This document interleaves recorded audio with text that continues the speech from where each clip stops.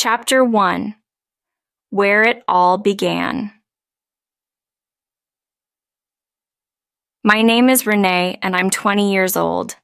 I've spent my whole life in Escalon, a quiet, almost sleepy little town in California. Escalon is home, but it's also small. So small that everyone knows each other, and nothing ever really changes. It's a place where the streets are lined with orange trees, the air smells of fresh fruit, and time seems to stand still. Most people in Escalon speak Spanish. That's the language of my world, the language of my family, my friends, and my life. But sometimes, it feels like it's also the language of limits. I live with my parents and my younger brother, Marco. My parents, they're everything to me. My dad works in the fields, and his hands are always rough and calloused, but his heart is soft. He loves our traditions, our language.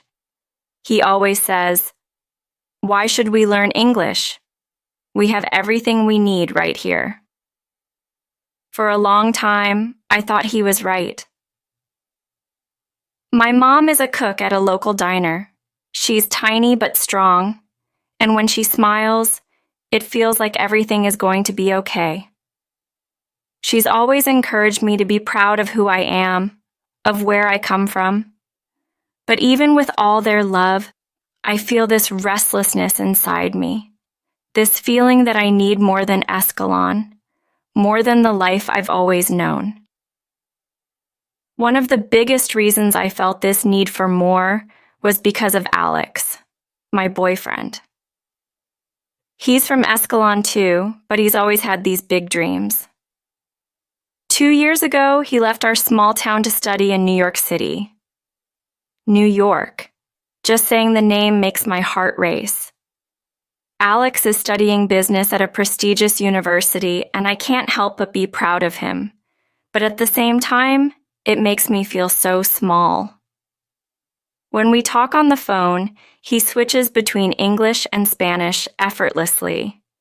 For him, English is just another tool, a bridge to his future. But for me, it's a barrier. When I visited him in New York for the first time, I was so excited. I thought I could handle it, thought I could just blend in. But it wasn't like that. At a party with his friends, they were all speaking English, fast, laughing, joking, and I couldn't keep up. I felt lost. One of his friends asked me, "So, what do you do in California?" And I panicked. My throat tightened, and all I could manage was, I live in Escalon. It's small." His friend smiled politely, but I saw it in his eyes. Pity. I felt so embarrassed. After that, I barely spoke for the rest of the night, just standing there, feeling like I didn't belong. Later, back at Alex's apartment, I couldn't hold it in anymore. I broke down, tears streaming down my face, and I told him everything. "I don't understand them, Alex," I cried. "I can't speak English like they do. I feel so stupid." Alex pulled me close, and his voice was so gentle. "You're not stupid, Renee. You're amazing just the way you are. Learning a language takes time. You'll get there." But I wasn't sure. It wasn't just about time. It was about the fear I had been carrying for years. The fear of failing, of sounding stupid, of not being good enough. I had spent my life avoiding English because I didn't want to face that fear. But now it was staring me in the face, and I couldn't run from it anymore. Back in Escalon, everything returned to normal, but I didn't. I couldn't stop thinking about that party, about how out of place I felt. It wasn't just about speaking English anymore. It was about what English represented: freedom, opportunity, the world beyond Escalon. One afternoon, I had another moment that shook me. I was at the local grocery store when two tourists came in, clearly lost. They were speaking English and the cashier didn't understand them, so she called me over. "Renee, you know English, right? Help them out." I felt my stomach twist. "Sure," I said, but my heart was racing. When I approached the couple, I tried to smile. "Can I help you?" I asked. They smiled back and asked for directions, but they spoke so quickly.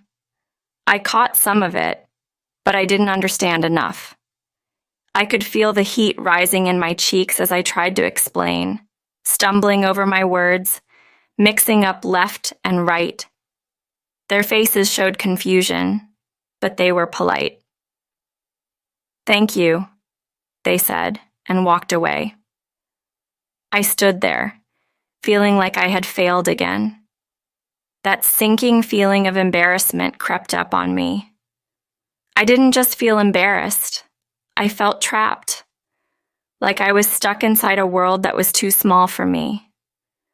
That night, I lay in bed, staring at the ceiling. I knew I couldn't keep living like this. I needed to change. I needed to learn English, really learn it. I couldn't keep hiding behind my language, behind my fears. I wanted to be able to speak confidently, to travel, to be part of something bigger than Escalon. And most of all, I wanted to feel proud of myself. The next morning, I called Alex. "I've been thinking," I started, my voice shaky. "What if I came to New York for a while? I could take some English classes. Maybe that would help." There was a pause, and then Alex's voice filled with excitement. "That's a great idea, Renee. You'll improve so much if you're here, and we'll be together. I'll help you find a good school." His words made me feel hopeful. Maybe this was what I needed. A real change, a fresh start. When I told my parents about my plan, my dad was hesitant.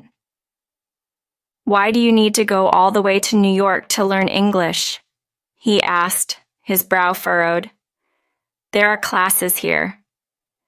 "I know, Dad," I said softly, "but I need to be in a place where I have to use English every day. I can't just learn from a book. I need real experience." My mom, as always, was more understanding. "Let her go," she said gently. "She's trying to find her way. We can't hold her back." I could see the concern in my dad's eyes. He sighed, then nodded. "Just be careful, mija, and don't forget where you come from." "I won't," I promised, feeling a mix of relief and anxiety. A week later, I was standing at the airport, my heart pounding in my chest. I hugged my little brother, Marco, tightly. He looked up at me with those big, curious eyes and whispered, "Don't forget about us when you're in New York, okay?" I laughed, trying to hide the tears welling up in my eyes. "I could never forget you, Marco.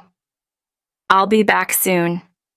And when I come back, I'll teach you all the English I learn." As I boarded the plane, my hands trembled. I wasn't just leaving Escalon. I was leaving behind the person I used to be, the girl who was too afraid to speak, too afraid to make mistakes. I was going to New York not just to learn English, but to find myself.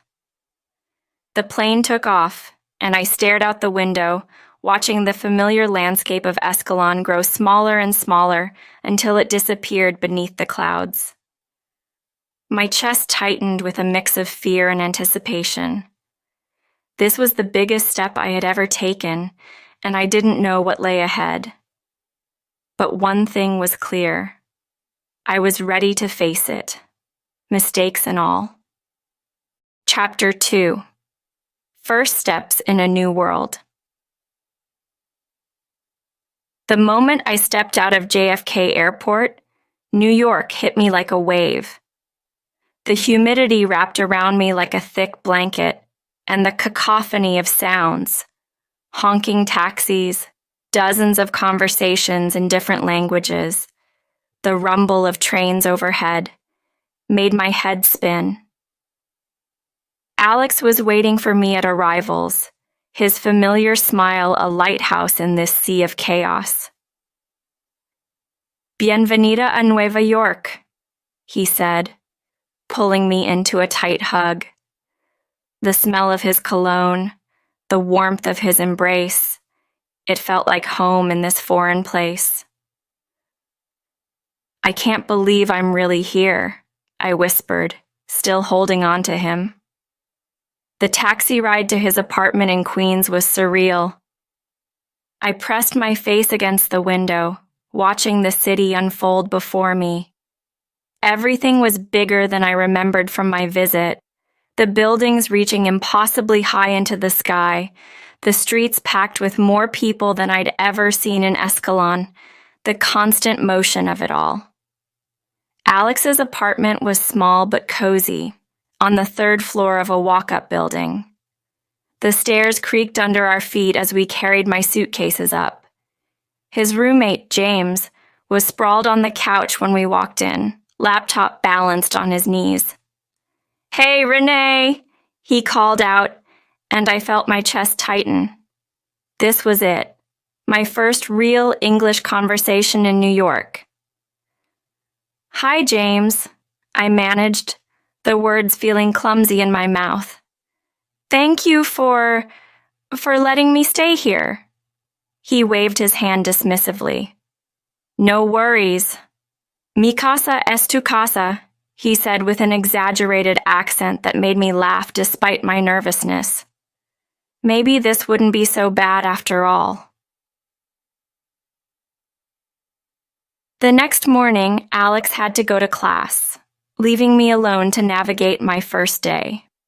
I had enrolled in an intensive English program at a language school in Manhattan, and classes started that afternoon. Standing in front of the mirror, I practiced introducing myself. "Hello, my name is Renee," I repeated over and over, trying to smooth out my accent. "I am from California." The words still felt foreign on my tongue, like clothes that didn't quite fit. The subway was my first real test. Alex had written down the directions for me, but standing on the platform, watching trains rush by, I felt lost. The announcements echoing through the station were impossible to understand, garbled and quick. I clutched my phone, Google Maps open, and tried to match the train numbers to what Alex had written. An elderly woman must have noticed my confusion. She touched my arm gently. "Where are you trying to go, honey?" I showed her the address on my phone, too nervous to speak. She smiled warmly and pointed to the approaching train. "That's your train right there. Get off at 23rd Street. "Thank you," I said, relieved. She nodded, and I hurried onto the train, holding onto the pole as it lurched forward. Looking around the crowded car, I saw people reading books, scrolling through phones, some talking quietly to each other, all in English. I closed my eyes and tried to pick out words I knew, like collecting seashells from the ocean. The language school was housed in an old building with large windows. My classroom was on the 4th floor, and as I walked in, my heart was pounding so hard I could hear it in my ears. There were about 15 other students, all from different countries. Our teacher, Ms. Thompson, was a tall woman with kind eyes and silver-streaked hair. "Welcome, everyone," she said, speaking slowly and clearly. "Let's go around the room and introduce ourselves." As each student spoke, I rehearsed my introduction in my head. There was Ahmed from Egypt, Yuki from Japan, Maria from Brazil. When it was my turn, I stood up, my legs shaking slightly. Hello, my name is Renee, I started, just as I had practiced. I am from California. I ... I paused, searching for the words. I want to learn English because why? All the reasons seemed too personal, too complicated to explain in my limited English. Ms. Thompson smiled encouragingly. Take your time. Because I want to be more... I struggled to find the word. More free, I finally said, sitting down quickly, my face burning. But no one laughed.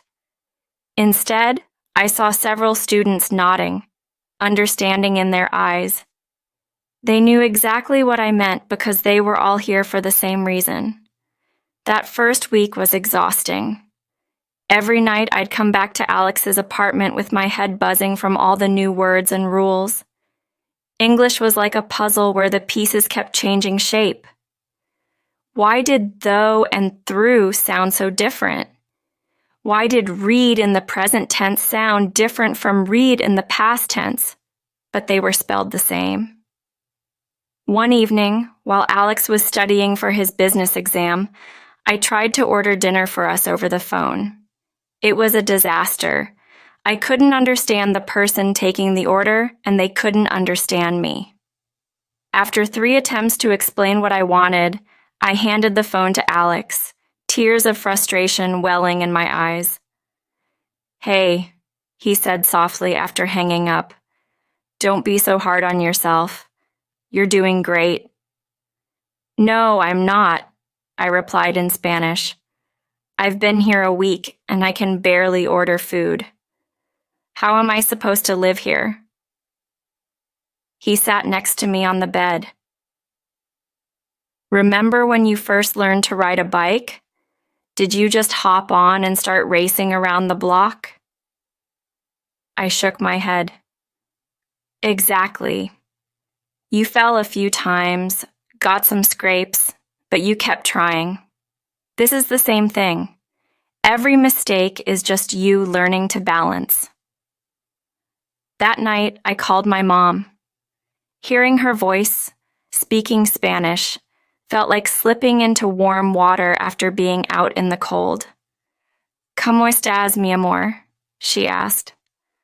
I told her everything, about the classes, the subway adventures, the phone order fiasco. She listened quietly, then said something that stuck with me. You know, when I first started working at the diner, I was terrified. I didn't know how to use the industrial coffee maker. I kept mixing up orders. I wanted to quit every day for the first month, but I didn't. And now I could run that place with my eyes closed. But that's different, Mama, I protested. No, it's not. Learning is learning. It's always scary at first. The next day in class, Ms. Thompson introduced a project. We had to interview someone in English about their life in New York and present it to the class the following week. My stomach dropped. An entire conversation in English? A presentation? That afternoon, I was sitting in the small park near Alex's apartment, trying to work up the courage to approach someone when I noticed an old man feeding pigeons. He reminded me of my grandfather, with his weathered face and gentle movements. Before I could talk myself out of it, I walked over to him. Excuse me, I said, my voice trembling slightly. Can I ask you some questions? It's for my English class. He looked up and smiled. Sure, honey. Pull up a bench. His name was Harold, and he'd lived in Queens for 60 years. He spoke slowly, seeming to understand that I was struggling with the language. When I didn't understand something, he'd repeat it or say it in a different way. We talked for almost an hour, and though I had to ask him to repeat things several times, I managed to take notes and even laugh at his jokes. "You know," he said as we were finishing up, "my parents came here from Poland, didn't speak a word of English. Now look at me, talking your ear off. You're doing just fine." Walking home, I felt lighter somehow. Yes, my English was still broken, full of gaps and mistakes, but I had just had a real conversation with a stranger. I had learned about his life, shared parts of mine, and made a connection across the language barrier. That night, as I practiced my presentation in front of Alex and James, I realized something. The words were still difficult. The grammar still confused me, but I wasn't just speaking English anymore.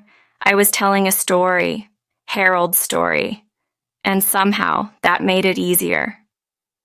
When I called home that weekend, Marco asked me to teach him some English words, just like I'd promised. We spent 20 minutes on FaceTime, him giggling as I taught him how to say butterfly and ice cream. Even through the phone, I could see my dad in the background, pretending not to listen but smiling slightly. Looking out the window of Alex's apartment that night, watching the lights of the city twinkle like earthbound stars, I thought about how far I'd come in just 2 weeks. Not just in miles from Escalon to New York, but in steps toward the person I wanted to be. Yes, I still struggled. Yes, there were still moments when I wanted to hide behind Spanish, to retreat to the safety of what I knew. But something was changing inside me. Each small victory, successfully ordering coffee, asking for directions, making a stranger smile, was like a tiny seed taking root in the soil of my confidence. New York was still overwhelming. English was still a mountain I was just beginning to climb, but I was climbing. And maybe that's what mattered most. Not how fast I was going, but that I kept moving forward, one word at a time. Chapter 3: Growing Pains. A month into my life in New York, autumn arrived with a burst of colors I'd never seen in Escalon. The trees in Queens turned brilliant shades of orange and red, and the air grew crisp. I was settling into a routine: morning coffee, which I could now order without hesitation, English classes, homework at the library, and evenings with Alex when he wasn't busy with his studies. That's when things started to change. It began subtly. Alex was spending more time at the business school library, working on group projects that stretched late into the night. "It's just a busy semester," he'd say, kissing my forehead before rushing out. I understood, or at least I tried to. But our apartment felt emptier without him. One evening, his study group decided to meet at our place. I was excited. It was a chance to practice my English with native speakers in a comfortable setting. Alex's classmates arrived with laptops and takeout containers, spreading their work across our small living room. "Hey, Renee," called Sarah, a tall girl with perfect blonde hair who always seemed to be leading their discussions. "How's the English coming along?" "Good," I said, proud that I didn't hesitate. "I am learning many new things." "That's great." She turned to Alex. "So, about the Porter's 5 forces analysis." I sat on the edge of the group, trying to follow their conversation. But their words flew past me like autumn leaves in the wind. Market penetration, competitive advantage, scalability. Even if I understood each word individually, their meaning together was lost on me. Alex was in his element, though. He spoke with confidence, switching effortlessly between business jargon and casual English, making everyone laugh with jokes I couldn't quite grasp. Later that night, after everyone left, I was quiet as we cleaned up. "Everything okay?" Alex asked, gathering empty coffee cups. "Yes," I said automatically, then switched to Spanish. "No, I feel like I'm living in your world, but I'm not really part of it." He sighed, running a hand through his hair. "Renee, you know this is temporary. You're learning so fast." "But it's not just the language anymore," I interrupted. "It's everything. Your friends, your studies, your plans. I don't fit into any of it." "That's not true," he said, but his voice lacked conviction. The next day in English class, we were discussing future goals. Ms. Thompson had us write about where we saw ourselves in 5 years. I stared at my blank paper. 5 years ago, I couldn't have imagined being in New York. Now, trying to imagine 5 years ahead made my head spin. I looked around at my classmates, their pens moving confidently across their papers. Yuki was writing about opening her own restaurant. Ahmed wanted to become a software engineer. Finally, I began to write, "In 5 years, I paused. What did I want? To be fluent in English, yes. But what else? Back in Escalon, my future had seemed simple. Maybe work at my mom's diner, maybe marry Alex. But New York had awakened something in me. A hunger for more, even if I couldn't name what more meant yet. After class, I didn't go straight home. Instead, I found myself walking through Central Park, watching people jog past with their dogs, children playing on the grass, artists sketching on benches. A street musician was playing guitar, his case open for tips. The melody reminded me of the songs my father used to play on Sunday afternoons. I sat on a bench and pulled out my phone to call home. Marco answered. "Renee!" he exclaimed. "Guess what?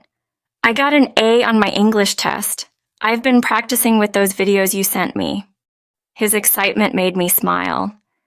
"That's amazing, hermanito. Soon you'll be teaching me." "How's Alex?" he asked innocently. I hesitated. "He's busy. College keeps him working hard."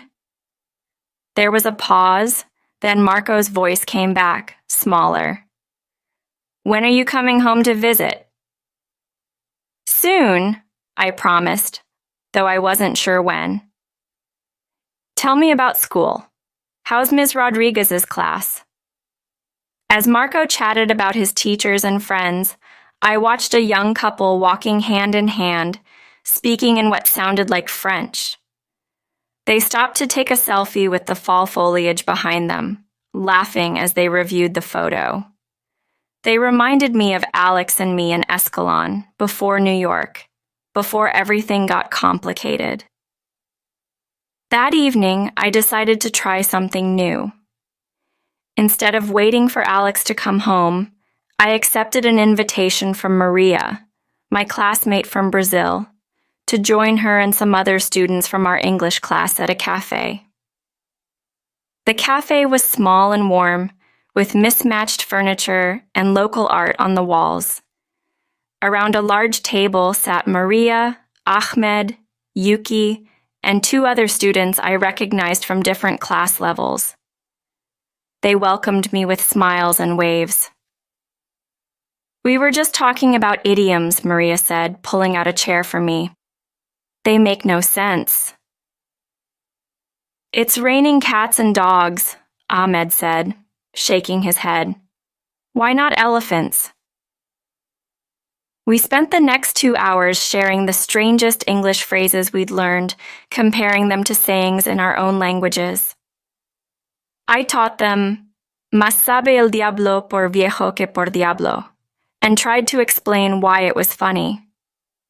For the first time in weeks, I felt completely comfortable, even when I made mistakes. These people understood the struggle, the journey I was on, because they were on it too. As we were leaving, Yuki mentioned they did this every Thursday. "You should come again," she said. "It helps to practice English with friends." Friends. The word felt right. Walking home in the growing darkness, I thought about how different this evening had been from the study group nights with Alex's friends. Here, no one had looked at me with pity when I searched for words. No one had finished my sentences or changed the subject when I took too long to express myself. Alex was home when I arrived, sitting at the kitchen table with his laptop. "Where were you?" he asked, looking up. I was worried.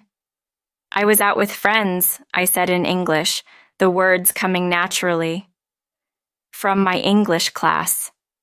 He smiled, but it didn't quite reach his eyes. "That's great. I'm glad you're making friends." I wanted to tell him about the evening, about how it felt to finally find people who understood what I was going through.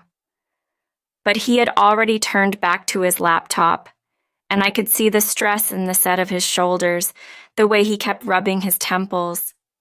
Instead, I made tea and sat by the window, watching the city lights flicker on.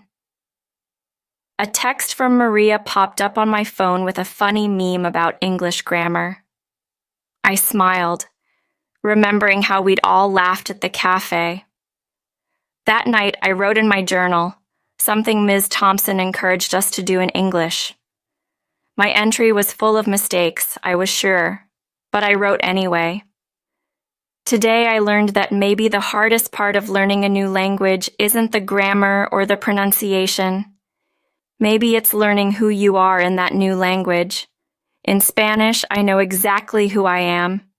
In English, I'm still discovering. And maybe that's okay. Maybe that's exactly where I need to be. I looked at the words on the page, surprised by my own thoughts. Then I added one more line. In 5 years, I want to be someone who isn't afraid to discover who she is becoming. The next morning, I woke up early and made coffee. As I waited for the pot to brew, I noticed one of Alex's business textbooks on the counter. I opened it randomly and started reading, looking up words on my phone when I got stuck. I didn't understand everything, but I understood more than I had a month ago. When Alex shuffled into the kitchen, he found me there, dictionary app open, textbook spread out, taking notes. "What are you doing?" he asked, surprised. I looked up at him, at the dark circles under his eyes, at the person I loved who suddenly seemed so far away. "I'm learning," I said simply. "I'm learning." Something shifted in his expression. Pride mixed with something else I couldn't quite read. He poured himself coffee and sat across from me. "Renee," he started, then stopped, as if weighing his words carefully. But before he could continue, I spoke. "I know things are different here. I know I'm different here. But I'm not just learning English anymore, Alex. I'm learning who I am. And I need to know if that's okay with you." The morning sun streamed through our kitchen window, casting long shadows across the table between us. In the distance, sirens wailed, and the city began to wake up. We sat there, two people who had loved each other in one language, trying to figure out who we were becoming in another. The coffee grew cold between us as we waited for an answer neither of us was ready to give. Chapter 4. Breaking Points. 3 months into my time in New York, winter arrived with a vengeance. The first snow fell on a Tuesday morning, transforming the city into something magical and strange. Back home in Escalon, I'd only seen snow on distant mountaintops. Here, it blanketed everything, muffling the usual city noise and making Queens look like a black and white photograph. That same morning, Alex and I had our first real fight. It started small, like an avalanche beginning with a single snowflake. I was getting ready for my English class presentation, a 15-minute speech about cultural differences I'd been practicing for weeks. Alex was supposed to help me prepare the night before, but he'd come home late from another study session with Sarah and his group. "Can you just listen to it once before I leave?" I asked, following him around the apartment as he gathered his things for class. "Renee, I'm already running late," he said, stuffing papers into his bag. "You'll do fine. Your English has improved so much." "That's not the point," I said, switching to Spanish. "You promised you'd help me. This is important to me." He sighed, checking his phone. "We can go over it tonight. The presentation is today." "Then you should have reminded me yesterday." The words hit me like a slap. "I did remind you, 3 times, but you were too busy with Sarah and your project." He finally stopped moving, turning to face me. "What's that supposed to mean?" "Nothing." I grabbed my coat. "You're right. You're busy. I get it. I'll figure it out myself." "Renee, wait." But I was already out the door, letting it slam behind me. The subway platform was crowded with people bundled against the cold. As I stood there, shivering despite my coat, tears froze on my cheeks. I wasn't just crying about the presentation. I was crying because for the first time I could see clearly what I'd been trying to ignore. Alex and I were drifting apart like continents, slowly but inexorably. Ms. Thompson must have noticed something was wrong when I walked into class. She pulled me aside before the presentations began. "Are you all right, Renee?" A month ago, I might have just nodded and said yes to avoid the struggle of explaining in English. But now, the words came. "I'm nervous about the presentation and having problems with my boyfriend." She squeezed my shoulder. "Would you like to present last? Give yourself some time to collect your thoughts?" I nodded gratefully. Watching my classmates present, I tried to focus on their words instead of my fight with Alex.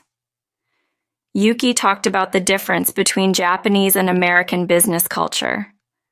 Ahmed discussed Egyptian family traditions.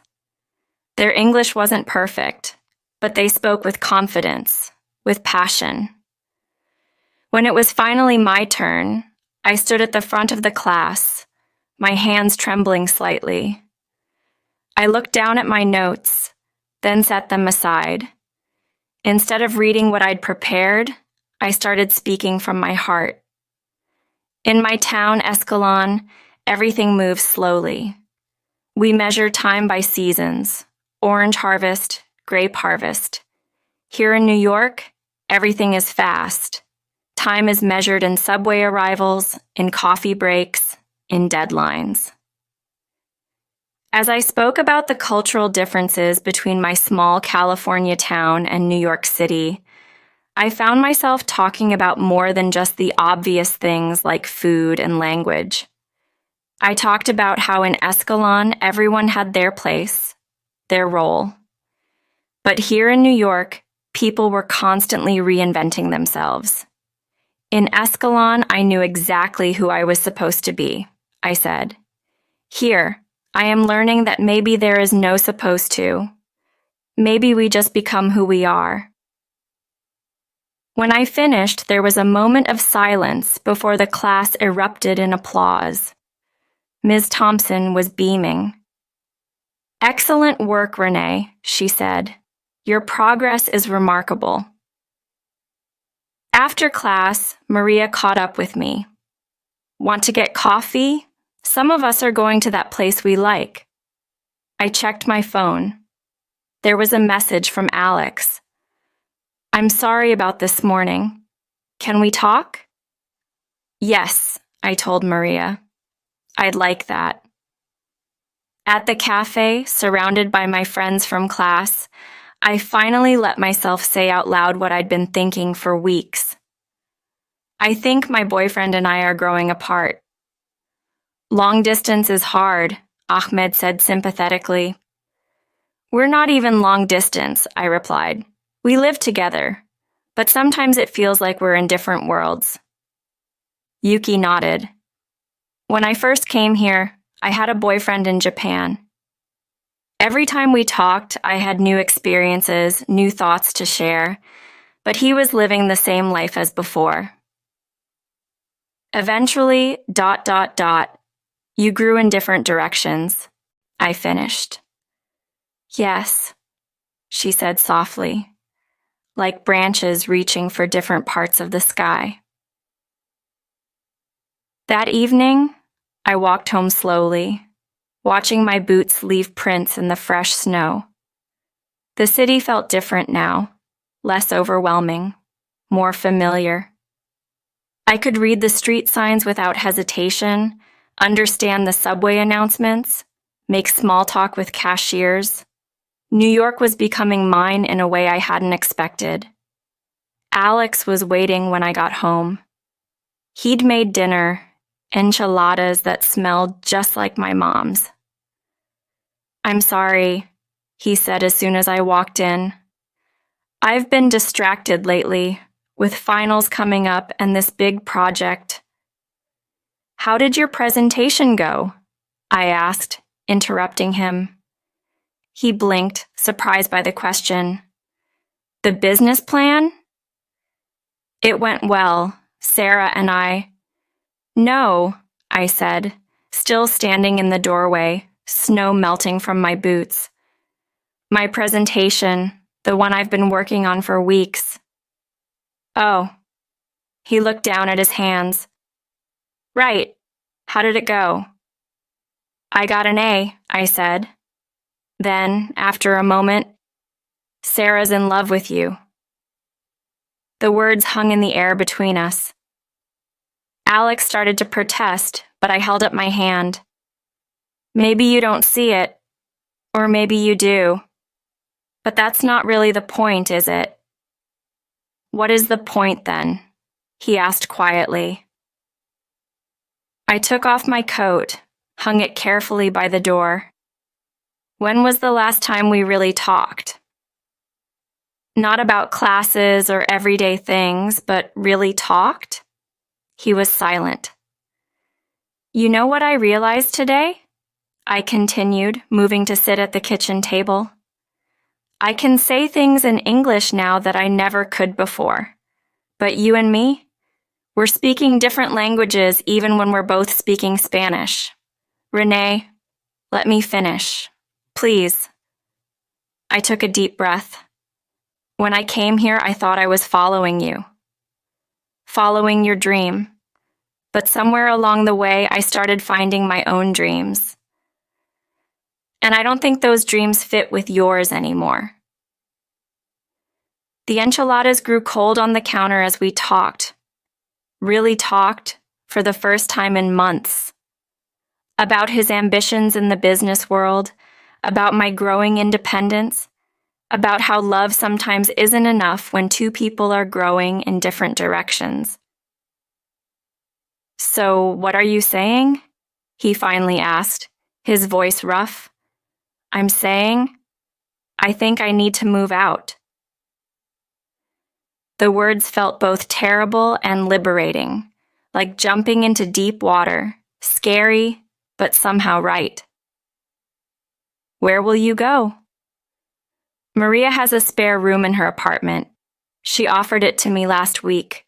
I think I knew even then that I would need it. Alex nodded slowly. and I saw in his eyes that part of him had known too. Known that this was coming, even if neither of us had been ready to admit it. That night, I lay awake in our bed for the last time, listening to Alex's breathing from the couch where he'd insisted on sleeping. Outside, snow continued to fall, covering the city in a fresh blanket of white. Tomorrow, I would call my parents, tell them what was happening. They would worry, maybe even suggest I come home. But I wasn't the same girl who had left Escalon. That girl had been looking for someone to complete her. Now I was learning to be complete on my own. I picked up my phone and opened my journal app, writing in English. Today I gave my first real speech in English. Today I ended my first real relationship. Today I chose myself. I am scared. I am sad. I am free. The words glowed in the darkness, a testament to how far I'd come and how far I still had to go. Outside my window, New York sparkled under its blanket of snow, full of possibilities I was only beginning to imagine. Chapter 5. Finding my voice. Moving out was like ripping off a bandage. Quick, painful, but necessary. Maria's apartment was smaller than Alex's, tucked away in a bustling part of Jackson Heights, where the streets hummed with conversations in Spanish, English, Hindi, and Bengali. The spare room barely fit my bed and dresser, but it was mine. My first space that belonged only to me. I didn't cry until after I'd unpacked my last box. Then, sitting on my new bed, surrounded by the familiar smell of my clothes and the unfamiliar shadows of this new room, I let the tears come. I cried for Alex, for the dreams we'd shared, for the girl I'd been in Escalon, who thought love meant following someone else's path. Maria knocked softly on my door, holding 2 cups of tea. ¿Estás bien? No, I answered honestly in English. But I will be. She sat next to me, and we didn't talk. Sometimes friendship means knowing when to let the silence speak. Telling my parents was harder than the move itself. I waited until Sunday, our regular video call time. Mom noticed something was wrong immediately. Mothers always do. ¿Qué pasa, mija? You look tired. I took a deep breath. Alex and I broke up. I moved out. The silence that followed felt endless. I watched their faces on my phone screen. Mom's concern. Dad's frown deepening. Are you coming home? Dad asked. No, I said firmly. I'm staying in New York. But mija, Mom started, without Alex. I'm not here just because of Alex anymore, I interrupted, surprising myself with my conviction. I'm here for me. I have my English classes, my friends, my own plans. What plans? Dad's voice was skeptical. I told them about my English presentation, about how Miss Thompson had asked me to consider becoming a teaching assistant for beginning English learners next semester. There are so many Spanish speakers here who need help learning English, I explained. I understand their struggle. I could make a difference.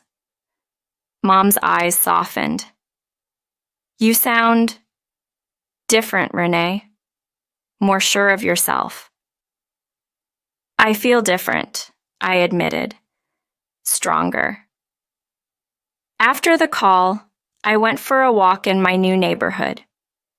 The streets were alive with Sunday energy, families heading to church, vendors selling fresh fruit and hot tamales, music spilling from open windows, A group of children played hopscotch, shouting in a mix of Spanish and English. This wasn't Escalon, but somehow it felt like home. My phone buzzed. A text from Alex. "Left some of your mail here. Can I drop it off?" I stared at the message, my heart doing that familiar flip before settling. "Just leave it with James," I replied. "He can give it to Maria at school." 3 dots appeared as he typed, disappeared, appeared again. Finally, "Okay, hope you're doing well." I put my phone away without responding. The next few weeks passed in a blur of classes, study sessions, and late-night conversations with Maria. She was preparing for her nursing certification exam, and we often stayed up quizzing each other. She on medical terminology, me on English grammar. Sometimes we'd get silly with it, making up songs to remember irregular verbs, or acting out phrasal verbs like charades.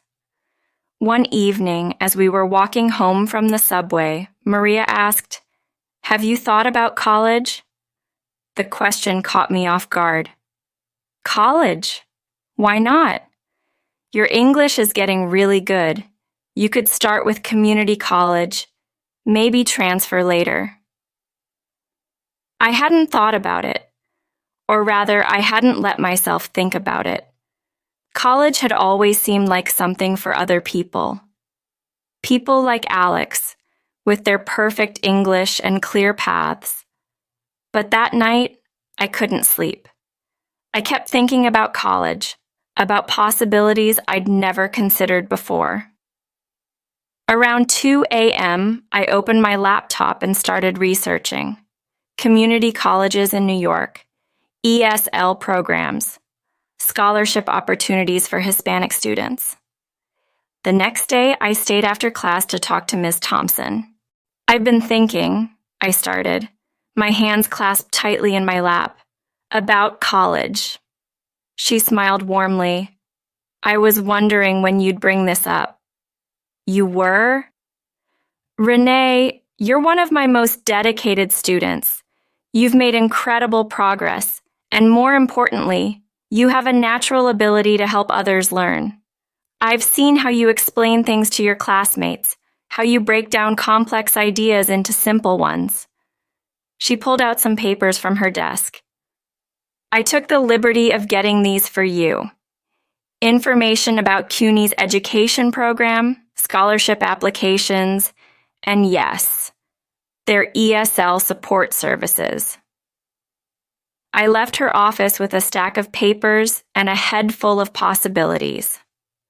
On the subway ride home, I read through everything, making notes, highlighting deadlines. A woman sitting next to me glanced at the college brochures. "CUNY's a great school," she said. "My daughter just graduated from there." 2 months ago, I might have just nodded and looked away. Instead, I found myself asking questions about her daughter's experience, taking mental notes, engaging in a full conversation with a stranger in English. When I got home, I called Marco. "¿Qué pasa, hermana?" he answered. "How's your English coming along?" "Good. I got another A on my test. The teacher said I have a good accent." "That's because you have a good teacher," I teased. "The best," he agreed. Then, more seriously, "Are you okay? Mom said you and Alex?" "I'm okay," I said and meant it. "Actually, I'm thinking about going to college." "Really?" His excitement was palpable. "That's so cool. You could be a teacher like Ms. Rodriguez." "Maybe," I laughed. "But first, I have to get in." "You will," he said with all the confidence of a 12-year-old. "You're the smartest person I know." That weekend, Maria convinced me to go to a party with her nursing school friends. It was the first real party I'd been to since that disastrous night with Alex's business school classmates, and I was nervous. You're not the same person you were then, Maria reminded me as we got ready. Trust yourself. The party was in a small apartment in Astoria, crowded with people from all over the world. I found myself in a conversation with a guy from Colombia about the differences between Latin American countries, then discussing New York pizza with an Italian exchange student. When someone put on Bad Bunny, I danced and sang along, teaching others the lyrics. Later, a guy asked for my number. He was cute, with kind eyes and a nice smile.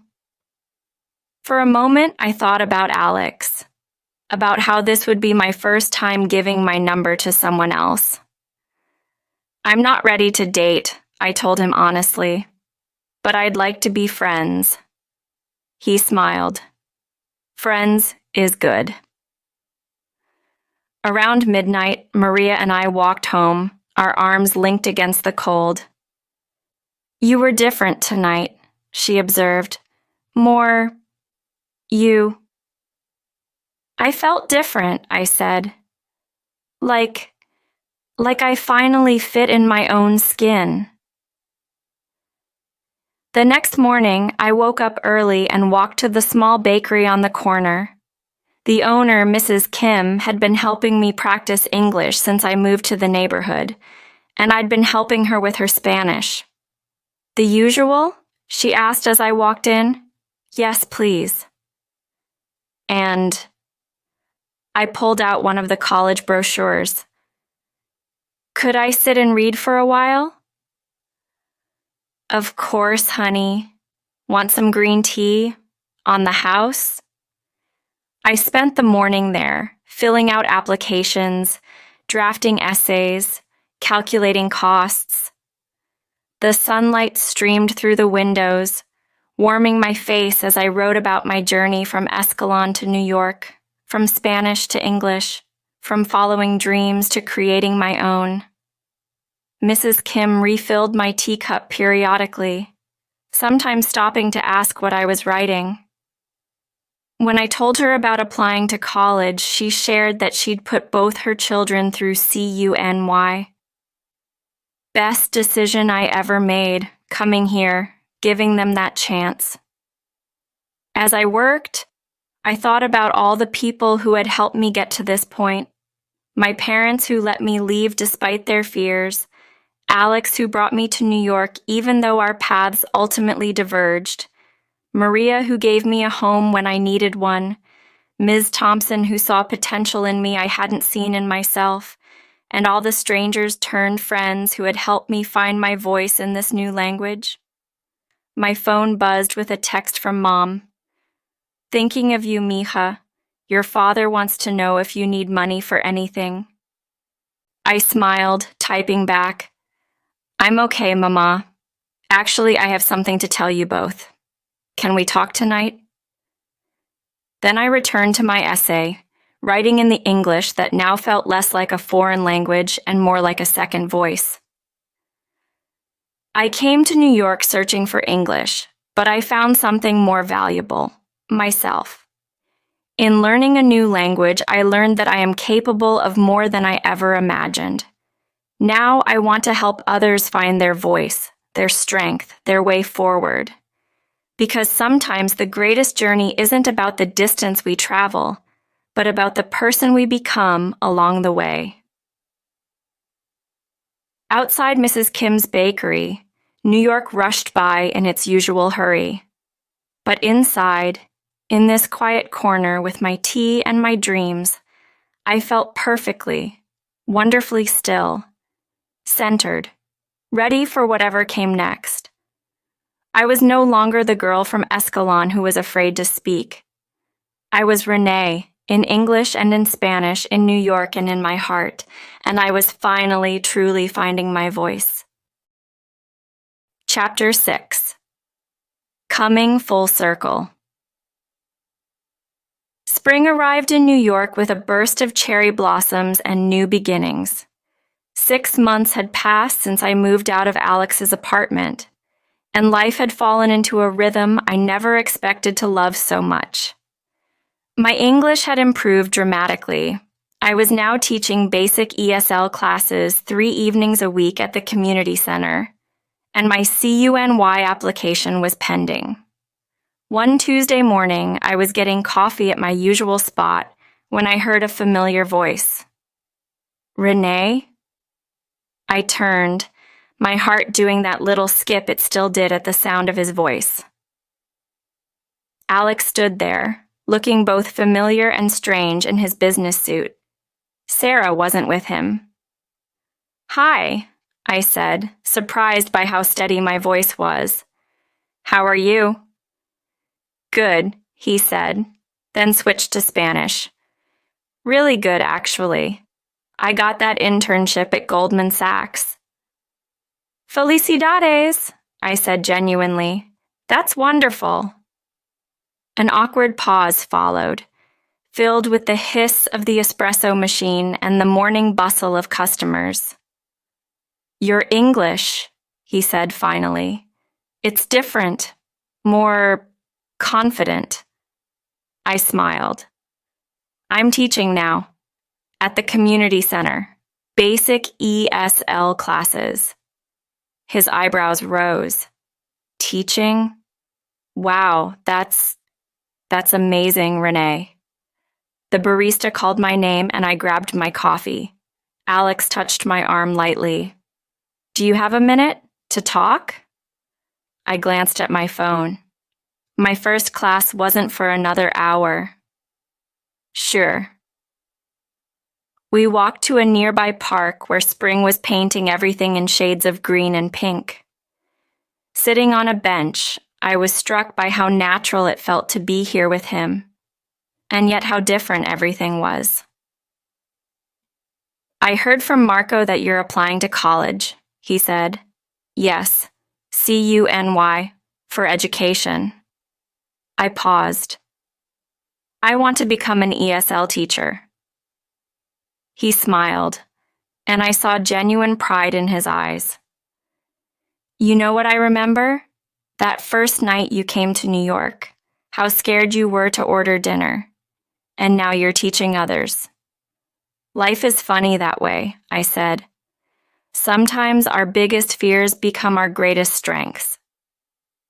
"I've been thinking a lot about us," Alex said quietly. "About how I got so caught up in my own world that I didn't see what was happening in yours. How amazing you were becoming." "Alex." "No, let me finish. I was wrong, Renee. Not about us ending. I think we both know that was right. But I was wrong to not see your struggle, your growth.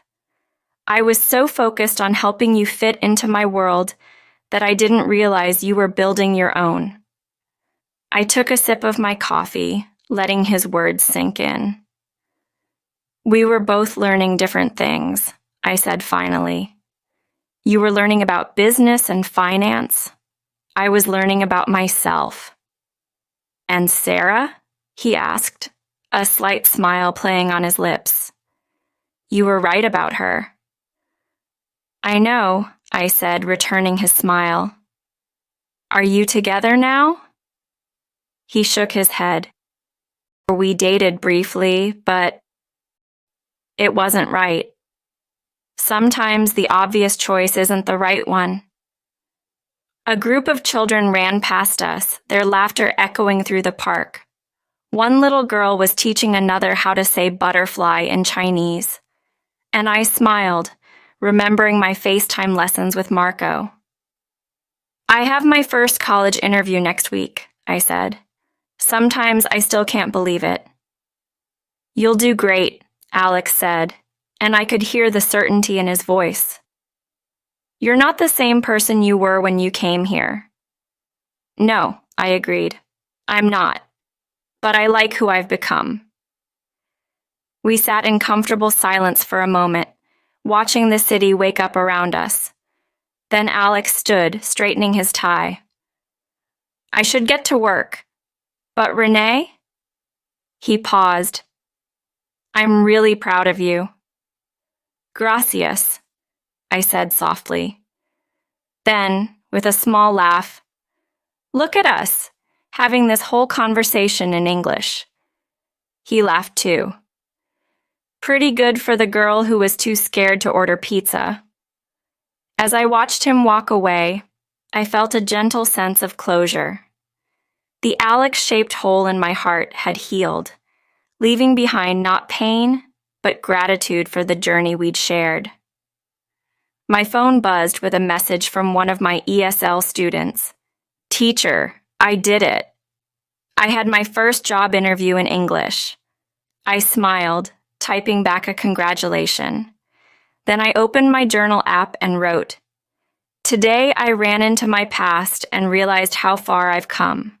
Once, I thought love meant needing someone to complete you. Now I know it means being complete on your own, then choosing to share that completeness with others. In any language, that's a lesson worth learning."